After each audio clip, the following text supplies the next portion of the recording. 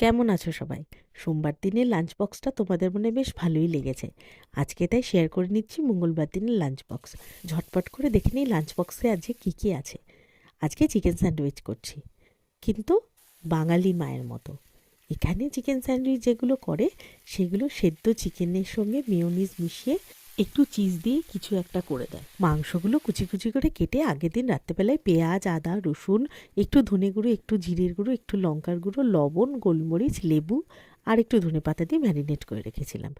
সকালবেলায় উঠে চিনিকে রেডি করানো, বাবিকে রেডি করানো, ব্রেকফাস্ট, লাঞ্চ বক্স, আমি রেডি হওয়া, টাইম মতো স্কুলে পৌঁছানো সব একসঙ্গে হয় না। একজনাকে 8:30, একজনাকে 9:45-র মধ্যে স্কুলে ঢোকাতে হয়। এতটা রাস্তা ওদেরকে হেঁটেও যেতে হয়, সেই জন্য হাতে একটু সময় নিয়ে বেরোতে হয়। চিনি মাঝে মাঝে হাঁটতে চায় না, সেই জন্য কাজটা একটু এগিয়ে রাখি আগের দিন। কড়াইয়ের মধ্যে পেঁয়াজ দিয়ে তারপরে ম্যারিনেট করা মাংসটা দিয়ে অনেকক্ষণ ধরে নাড়াচাড়া করে নিলাম হালকা আছে। ব্যাস, আমাদের স্যান্ডউইচের ফিলিংটা রেডি হয়ে গেছে। নামানোর আগে সামান্য একটু ধনেপাতা দিয়েছিলাম। ব্রেডের উপরে যে মেয়োটা দিয়েছি সেটা বাড়িতেই বানিয়েছি, রেসিপিটা তোমাদের সঙ্গে শেয়ার করব।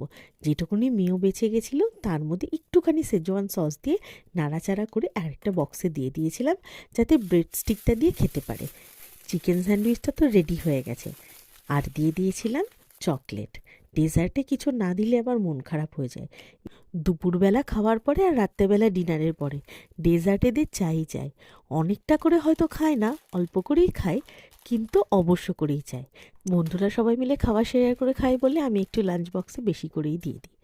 এই যে এসে গেছে আজকে লাঞ্চ বক্সের মালিক। লাঞ্চ বক্স থেকে খুশি হয়ে গেছে, কিন্তু ঘুম থেকে উঠে কিছুই যেন আর ভালো লাগছে না। মর্নিং ভাবি,